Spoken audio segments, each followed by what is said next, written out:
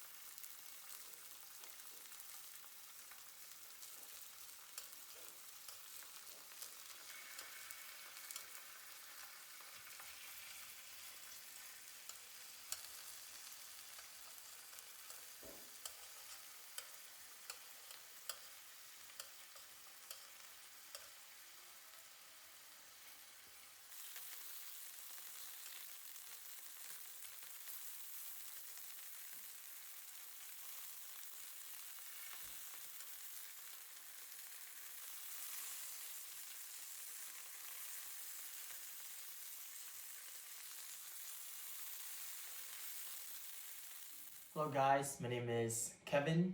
The food that I chose to make for the Mukbang project is Samgyeopsal, which directly translates to 3-layer meat because of the pork and the pork belly that's used, which is fatty. When you cut into it, it looks like it has a gradient and 3 different layers.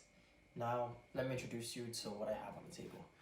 Here is some of the pork that I grilled outside, but obviously due to space and being in a dorm, I can't really bring everything. Here is actually a side dish that I made called pejiri. Pretty much what it is a green onion salad. It seems like a sauce to me, but the base of this is green onions, sesame oil, soy sauce, and some other ingredients. Oh, sesame seeds. This is a dipping sauce that I got from this famous YouTuber called Mangchi. I'm sure you guys have heard of her if you guys are in this class. Pretty much she is figurehead icon of introducing Korean cuisine to Western audience. She's really famous for sticking strictly to Korean cuisine, and this pork belly recipe is actually one of her most famous. Here, obviously, you have the cabbage wraps, and here, I actually decided to include something else that I really like, which is Vietnamese pickled carrots that I intended on using for rice paper wraps.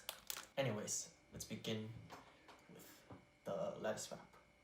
Lettuce over here. So I have to deal with it. A little bit of the dipping sauce.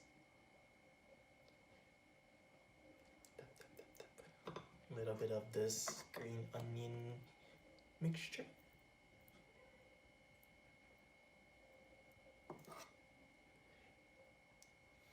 These flavors are really powerful, so keep in mind you don't want to put too much at once.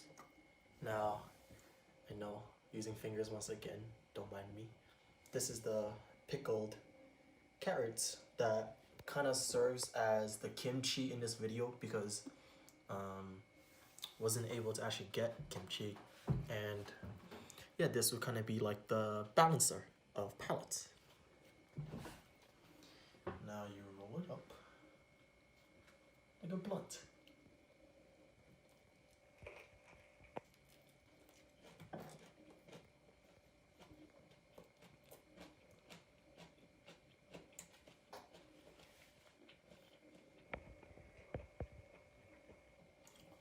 So good.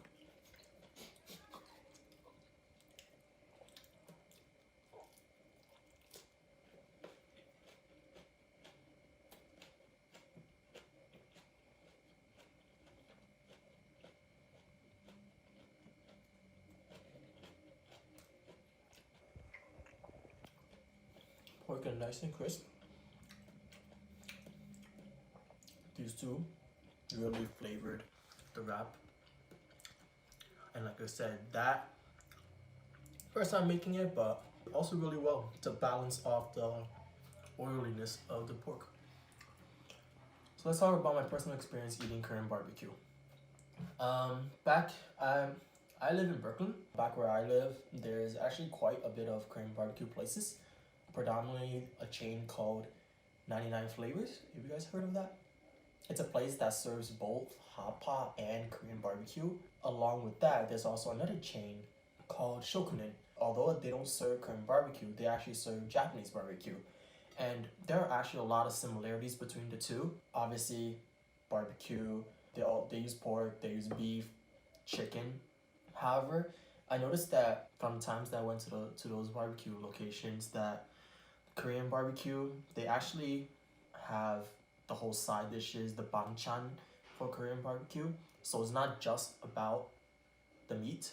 And another thing that's prominent in Korean barbecue is that meat is often paired with a lot of topping, a lot of dipping sauce.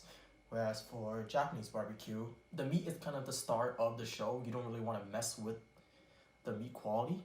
Also, in Korean barbecue, they use a lot of marinades. Here today, I didn't really use marinades. The Japanese barbecue, in more authentic places, the chef would be in charge of helping you grill the meat. Whereas for Korean barbecue, it's more about the whole social aspect, and because of that, most of the time you're in charge of cooking your own food. However, recently, I think because of the younger generation, a lot of like less formal Japanese places, they do in fact use marinated cuts of meat instead in order to target a wider range of customers, and why not? It tastes good.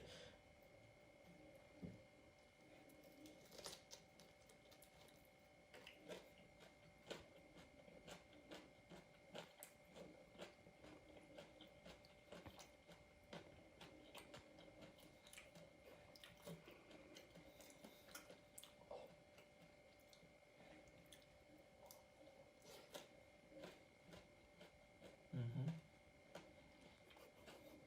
Mm-hmm.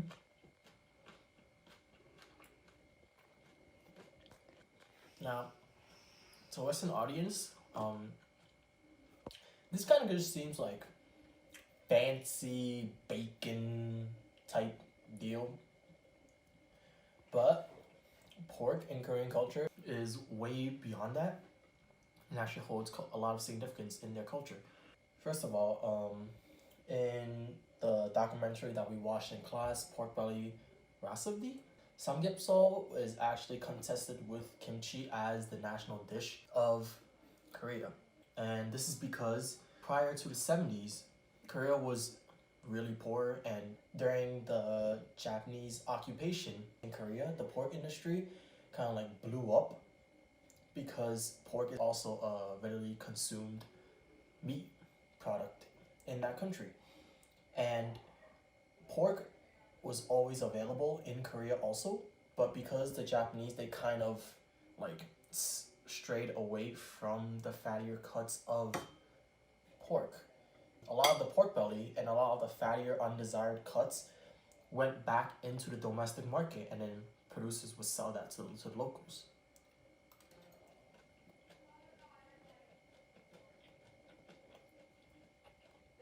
And compared to other cuts of meat, pork is also really cheap. And samgyeopsal ultimately served as a metaphor of something that was good during difficult times, and it represented the humble beginnings of Korea and where it is today. Now, the popularity rose alongside the rise in Korea, and laborers during the rise of Korea, after a day of hard work, they would gather at these places that served samgyeopsal, and that would become like a whole social event for laborers to do after work. And because of that, pork belly is kind of iconic to Korea, just as kimchi is. Now, thank you for coming to the mukbang. If you excuse me, now I'll continue eating. The rest is the pork belly that I have not grilled, and